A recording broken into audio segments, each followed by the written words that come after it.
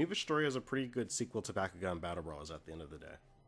They introduced new Bakugan, they introduced a new power system, and they introduced a new main cast. Kinda. I love Baron with all my heart, and while I am a little hard on Mira, at the end of the day she is a pretty well-rounded character. The last new member is a different story. I actually hated Ace. Just because they didn't really do much with him, which is a shame because how they introduced him, it really seemed like he was going to be the new friendly rival character to Dan this time around. You know, the new kid in school who's too cool for school. Basically the new Shun. But they then brought back Shun, and Ace was just kinda there. He had a crush on Mira, but that never really went anywhere. Which is crazy because Bakugan isn't really scared of diving into romance. This is actually one of the rare occasions where actually replacing a member of the main cast with someone else would probably make it a more enjoyable experience. You know, someone like Alice, who is also a Darkest Battler, had a lot of build-up to her eventual first battle, and overall, everything just felt so satisfying by the time the show ended. However, because the story continued, I couldn't help but wonder what would have happened if she actually did take her spot back from Ace. Will we get a better story out of it? I want to take a second to pause. I am fully aware that there are probably a lot of people who do actually like Ace, and the whole point of this video isn't for me to just rag on him. Because in reality, I'm not really the biggest fan of when people say things like, why don't you just replace this character with this character, and it's going to be a better story altogether. For example, because a lot of people don't realize things like character dynamics would change, for example. And if you have to change so much so you can pretty much rework this scenario in your favor, you could also take that energy and just make the original character better. So yeah, just because I think it would be more interesting doesn't necessarily mean it would be a better story. Which is why I'm going to change some details to make this idea work. However, I am going to try my best to add some rules to limit myself so this doesn't just become crazy fan fictions nonsense. Rule number 1, Alice has to be in character. This isn't an OC, this is an already established character that I'm trying to build off of, with what was given to us before. Rule number 2, Alice will only be restricted to battles that Ace participated in. Things are going to get a little interesting for me, not because who would win, but because, again, character interactions. There is one particular instance where this rule may have to be broken, but we'll cover that when we get there. Rule 3, if things are pretty much the same, for more or less, we'll probably just skip over it. I'm trying to get the entirety of the first arc of New Vestroia out of the way in this video, and we'll just see what happens from there. Without further ado, let's get started.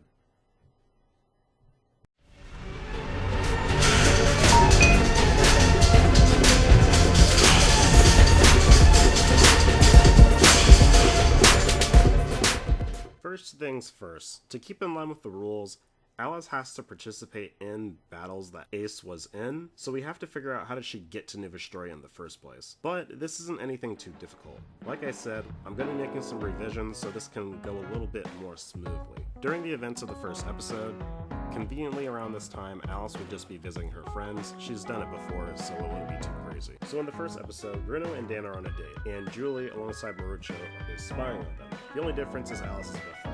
Then, Drago shows up, explains the situation in New Vestroia, and how he needs their help. In reality, he only needs Dan's help. He then tries to trick Alice, Bruno, Julie, and Marucho in an attempt to leave without them. But like in the show, Marucho sneaks his way along the ride, and Alice comes with them because she could tell something was up, and she's not an idiot. Her main reason for wanting to go so badly is, yes, she wants to save Hydronoid, but she also wants to try to make up for all the terrible things she did during her time as Masquerade.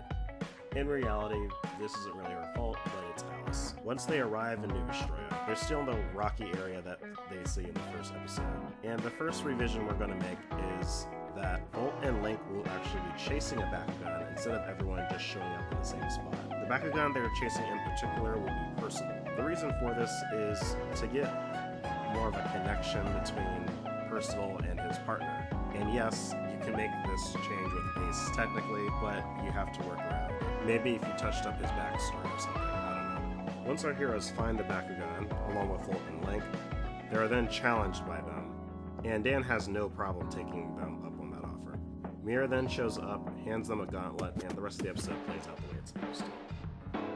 Here we get more of an explanation on what's going on through Mira's perspective, because she's actually a member of the Vestals. We're also introduced to Baron, who freaks out just like in the original show. Ace isn't here because obviously Alice is replacing him. Now that the Battle Brawlers are all caught up, it's pretty obvious that they're going to join forces and help them. Mira could then say something along the lines that she hit the jackpot, considering that she ran into 3 members of the original team that saved New Vestroia, or original Destroyer. Alice will probably make a couple of comments about how she's a little reluctant to battle, but she does want to help. Dan then volunteers for a quick sparring match. It'll be a good chance to shake out her nerves, and also they both can properly be acquainted with the new rules. Mira thinks it's a great idea, and Baron jumps with joy, seeing 2 of the Battle Brawlers up in person and they're about to battle. Alice is still not entirely sure if she wants to fight Dan of all people, but Percival reassures her, saying that he wants to battle too, and they become official partners. Not only is this replacing the Ace versus Dan battle,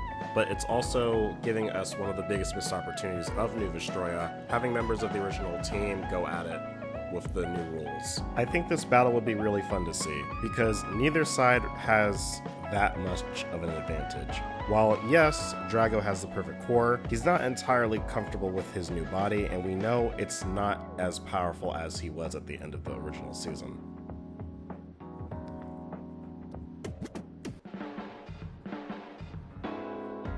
And yes, they're close friends, so Alice should know some of Dan's usual strategies.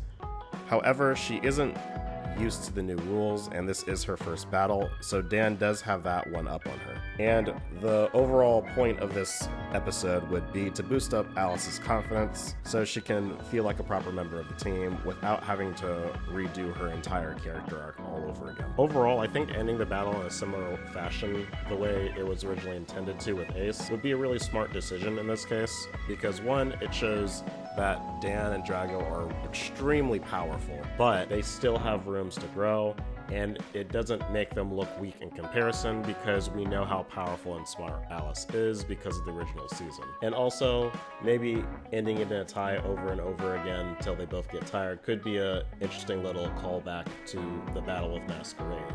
Her placement in the next 3 to 4 episodes is mainly just setting up her relationship with the rest of the cast. For example, in Baron's big episode, she can relate to how he feels insecure and scared at times because he lost Tigrera.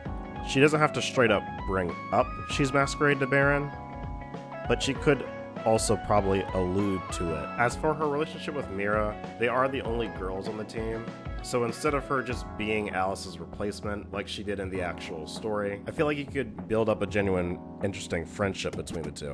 And you could get a earlier, more natural way, I guess, of showing Mira's growing out of her shell. Mira can still be the serious one in the group, but she's a bit more laid back as the story goes on. And she can also relate to Alice because they both had missing family members. Her friendship with Marucho and Dan really shouldn't change at all.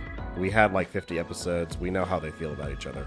Things don't change till we get to episode 8. The big change at this point is Shun is back, and he looks absolutely fabulous. The problem in the original episode, though, was Ace and Shun had to battle the Dark Angels, and they didn't like each other. However, Marucho, Dan, Shun, and Alice, they're all really good friends, and they really shouldn't argue for dumb, petty reasons at this point in their relationship. So them bickering amongst themselves and making the Dark Angels look as competent as they were shouldn't really happen. If anything, I think this battle will be a lot easier for them. However, to keep things interesting, while these two are good friends, they've never had to actually battle with each other, and maybe they could have different strategies on how to tackle the situation, and that could spice things up. Who knows? I'm just spitballing here. A lot of people also ship these two, so maybe you could plant the seeds of a future between the two in this episode. This episode, we have Shun and Alice versus Link and Volt. This is actually a little interesting since we did change Percival's little entrance into the story, so it could make it a little more personal for him and Alice. The battle itself will probably be a little similar to how it was originally. Alice and Link do have something going on later on in the story, so maybe you could plant the seeds for that in this episode as well, who knows. The whole point of the battle is that they are distracting them while the others turn off the shield generator, but I don't think anything should change too drastically. The battle should still end around the same time. Basically, everything's going to start relatively the same way, with everyone making fun of Dan because he misses Bruno. Because we have an extra member of the original cast, she'll probably jump in her own special way to keep up with the joke. Later on, Bruno shows up, and she's stuck in between dimensions. In an attempt to get her back to normal, Dan, Baron, Mira, all go into the portal, and since Ace stayed behind with Marucho and Shun, in this version, Alice will stay behind as well. We'll get over to the other version later on, like I said. We're finally back to see what happens with everyone on New Vestroia in episode 13. Here, they're trying to decide if they should go after the rest of the dimension controllers to see if they can get all the Bakugan free, or if they should find a way to get all their friends back. I could imagine Marucho trying to bicker with Shun and Alice just being in the middle of it, trying to calm them down, or maybe Alice is the one arguing with Marucho instead, whichever makes more sense to you, I guess. Later, once they all get some sleep, the Vexos come up with a plan to separate the group by mimicking Dan's voice. Marucho tries to save who he presumes to be Dan on his own. Shun tries to stop him, but he is unable to do so.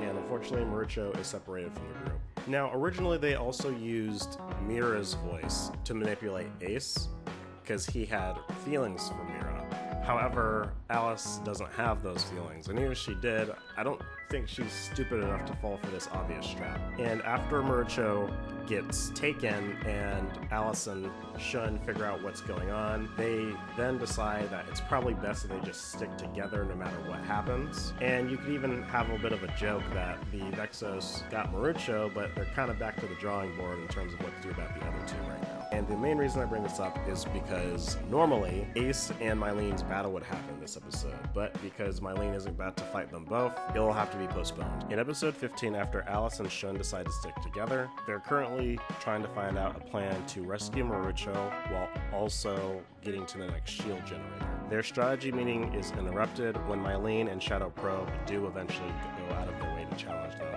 because they can't think of anything else. The battle starts, and Mylene takes the first move by setting her gate card and calling out her new Bakugan, Aqua's Epilogue. Shun decides to take her on because these two have battled so many times, and he's beaten her off screen each time. And because of that, Alice decides that she'll take on Shadow Probe. Shun calls out Ingram to battle, and during their fight, it's revealed that Eliko has a bunch of abilities that just completely negate and cancels out Ingram's abilities. Basically, they're playing modern Yu-Gi-Oh! This is where Alice decides to step in before Mylene can take a fatal blow by throwing in Percival. Shun then throws in his Bakugan trap, and they're able to tag team for a quick victory at the last second. And to keep things interesting, we'll say Mylene lost 200 points of her life gauge. She then nags Shadow Probe for not jumping in after Alice did, and he jokes about how she said she could handle it. And after a brief moment of comedic bickering back and forth, Alice decides to start the second round by throwing in her gate card, and then she calls Percival back in, followed by Shun throwing in Ingram. Mylene re-throws in Eliko, and it's finally Shadow Probe's time to shine, where he throws in his new Bakugan, Darkest Ultimate Hydroid. This obviously takes the Battle Brawlers off guard, because, well, Hydroid is Alice's old partner and the whole reason she's here. And she's trying to find out why does Shadow... She tries to talk to him because he seems different, but he's not responding. She then demands to know what exactly did the Vexos do, but they're clearly not going to answer her, and they start attacking anyway. Shun, Ingram, and Percival try to tell Alice to snap out of it and just focus on the battle. However, she's so distracted that Percival gets knocked out, and Alice loses 400 of her points in her life gauge. Shun is now at a really bad disadvantage. Even though he could normally beat Mylene on his own, she does have backup, and it's Hydroid of all things. He recalls in his Bakugan trap Hylash to try to even the playing field since it's 2 against 1, but it's not enough, and he ends up losing 100 points in his life gauge. Alice tries to apologize to Shun because, well, now they're in a really bad position because she got distracted. And while slightly irritated, Shun does admit that he understands where she's coming from, because if this was Skyrus, he would probably be acting the exact same way. Percival then brings up if the difference in the G power is over 500, they could just take Hydronoid back and fix him later. Ingram also brings up that something is clearly different about Hydronoid, but she needs to go into battle again before she can confirm it. Shadow then throws in his gate card, and the third round finally begins. However, the plan to steal Hydronoid back is easier said than done, because Shadow's ability cards are just really overpowered compared to the rest of the cast at this point. Even when they try to gang up on him, it's really hard to make a difference. So they ultimately decide to split up their targets because they do still have to deal with Mylene. With the new plan established, Alice throws in her Bakugan trap, Falconfly, to give her the upper hand, and Mylene tries her final trick, which is that her new Bakugan has the ability to switch his attributes, as well as being able to lock out Shun's ability cards. So Shun, being prepared this time, threw in Highlash for extra support, and before he can finish her off, Shadow opens up his gate card, Darkest Reactor, which does leave everyone confused, including Mylene. She straight up asks him if he's crazy, because by doing that, he's increasing Percival's as well. He then claims that he doesn't really see Alice as a threat, and his main focus is getting rid of Ingram at this point. Even though Shadow thinks he has this in the bag, he is aware that if they take out his partner, he's not really in the best position to do a 2-on-1 battle, so he needs to split them up before that can happen. Then tries to use a double ability to take out Shun once and for all. And with how Hydronoid is moving in its attempt to take out Ingram, she's finally able to confirm her theory, attempts to signal Shun, but Shun reassures his partner that he already figured it out. Unfortunately, Ingram isn't fast enough to dodge the oncoming attack, so Alice and Percival use the Dry Gunner ability card to try to intercept the blast and protect their teammates. Shun and Ingram, on the other hand, can tell, even though they're able to hold off the attack for a moment, it's not enough for them to win, so they come up with a plan to take out Mylene before it's too late. So with one final attack, Shun is able to use a double ability card combo, and he uses Highlash to take out Elico, and Ingram to get one good hit on Shadow Probe's Hydronoid. And it reveals the truth that this isn't Hydronoid that they've been fighting. This is a mechanical Bakugan called Hades, made to look like Hydronoid. Alice beats herself up over the fact that she was tricked for so long, and Shadow Probe is more than happy to tease her about this, saying things like she couldn't tell the difference between her partner and an imposter. Shun then tells him to shut up, and they attempt to finish the battle. Shadow then activates an ability card that boosts his Hades all the way up by 1,000. Yes, this is actually something that happens in the show, and all hell breaks loose. Shun tries to avoid the attack as best he can with his Shadow Echo ability, and Percival jumps on Falconfly to get some extra momentum to dodge all the lasers. However, Ingram is able to tell that Percival isn't going to be able to dodge the lasers forever, so she eventually comes up from under the ground to try to get a good hit on Hades, but unfortunately it backfires, and Ingram is taken out.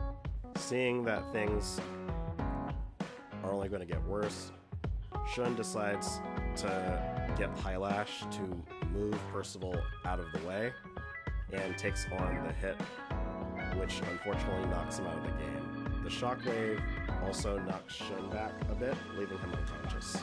Alice and Percival then promise not to let Shun's sacrifice go to waste, and Shadow then mocks Alice yet again, saying that there's nothing that they can do that can help them win at this point. He then tries to use his busted ability again to boost himself up by another 1,000. However, it is finally revealed that Hades has one big weakness, that it can overheat. Again, this happens in the show. And because Hades overheated, he shuts down, but technically not out of the battle. So if Alice goes all out, she could win.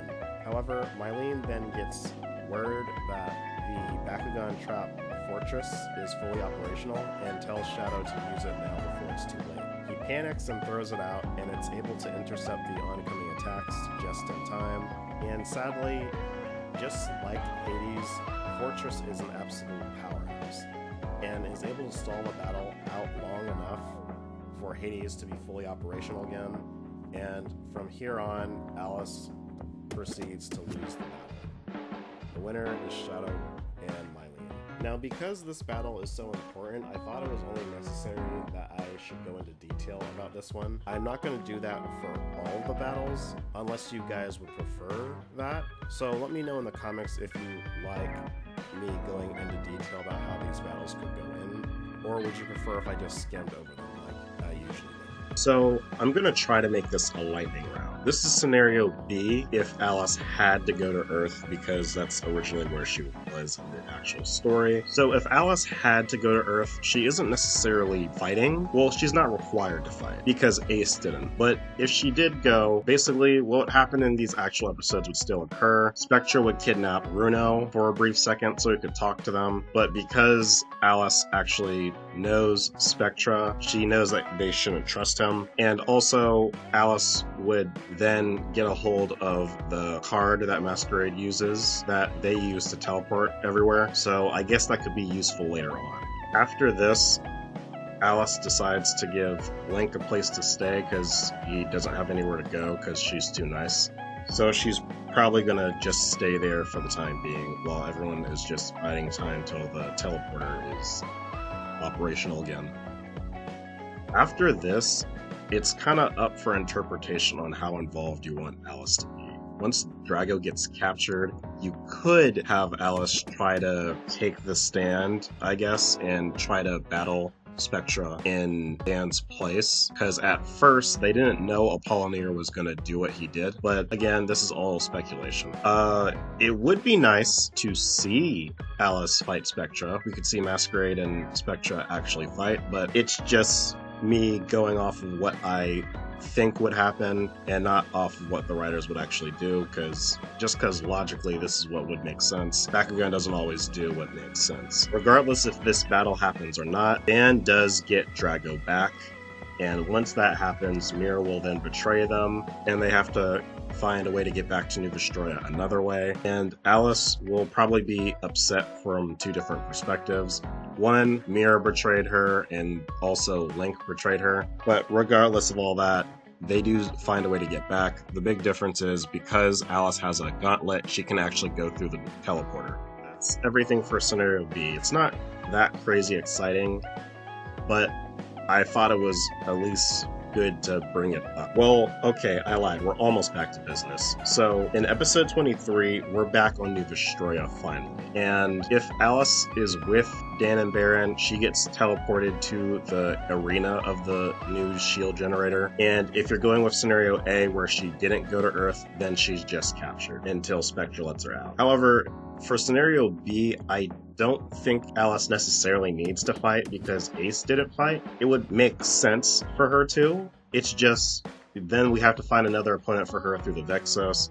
And you could either grab, I don't know, Link, because she has beef with him right now, or you can get Bolt. I don't think it would be a good idea to grab Gus at the moment, but you could, I guess. However, I do think, because Alice now has her little teleporter card that Masquerade had, it would make sense if she bolted immediately. As soon as they got teleported in the arena, they realized, okay, all their friends are here. I think Alice would probably try to look around to see if they can find them, or if she can find them, while Baron and Dan deal with the battle at hand. It also, eliminates us having to look for an opponent for her, so it can still be a 2v2 with Dan and Baron versus Mylene and Shadow Probe. Well, maybe she doesn't leave immediately because she doesn't know her friends got captured. That's actually information they get later on. But as soon as she hears that, she goes to start looking for them. Also, it would be good for scenario B for her to at least look at Hades. That way you can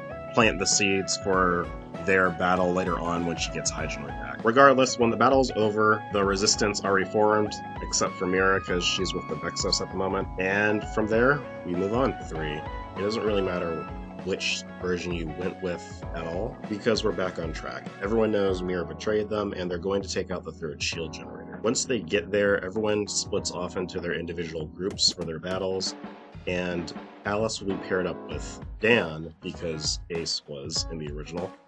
And here they run into Gus and Mira, who show up to try to stop from taking out the shield generator. And they're fighting with a bunch of mechanical Bakugan trap this time, instead of, you know, Wilda and Vulcan. Similar to the original, Gus is going to be trying to get any advantage he can, but Mira is sabotaging every play he makes because she's not really a trainer. Eventually they figure out what's going on and they go for the win and take Mira out, and then they'll eventually take us because he only really has one play, which is the Aqua's Press Shield, but we know Percival has an ability that can negate that, and then at that point it's just handling the strength in numbers.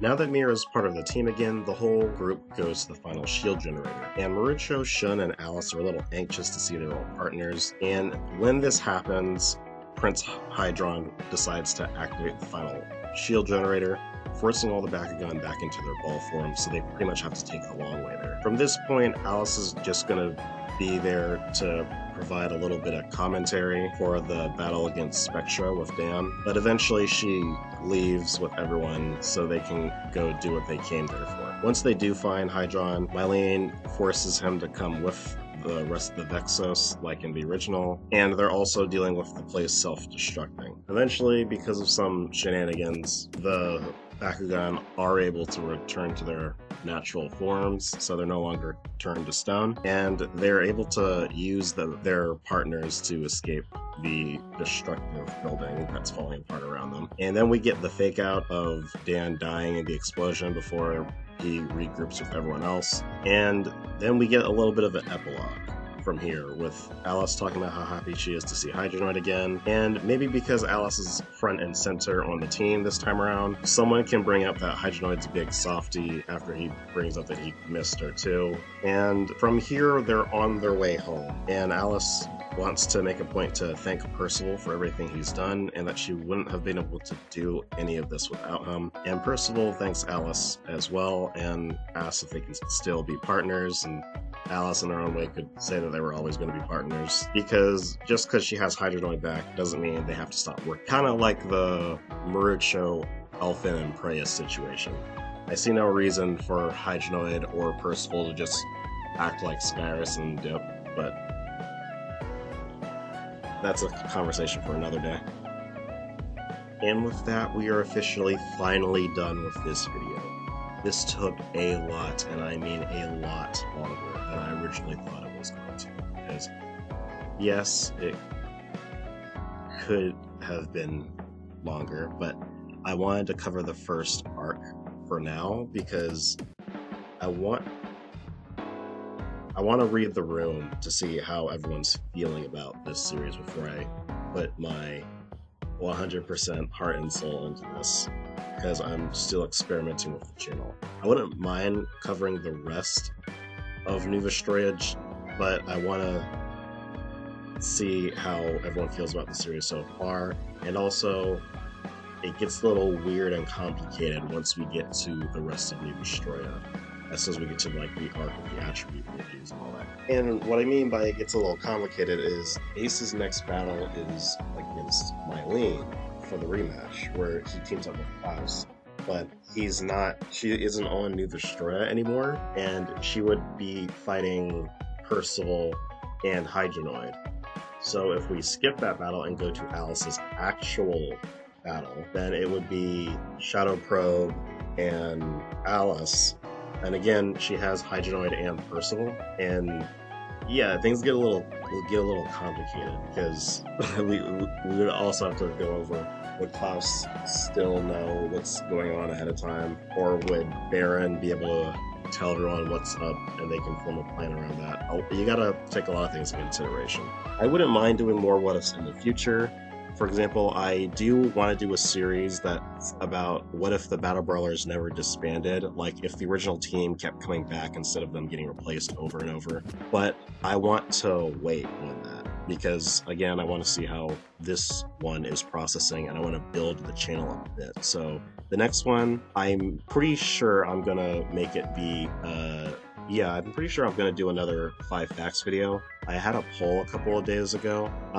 It says that everyone who voted wouldn't mind to see another another top 10 video for Bakugan, but it's probably going to be a 5 facts video about either Chan-Li or Masquerade because those just do better and it's what people are used to on the channel. We'll see what happens, but I can't thank you guys enough for being patient with me with this video. I know it took so long, but it won't take this long going forward. The main reason this got pushed back so often was because I was doing a lot with work, and then when I finally had free time, I lost my flash drive, and when I lost my flash drive, it had all my work, and then when I finally found it again, I wanted to try something different because this is a new video, so I was using different editing software.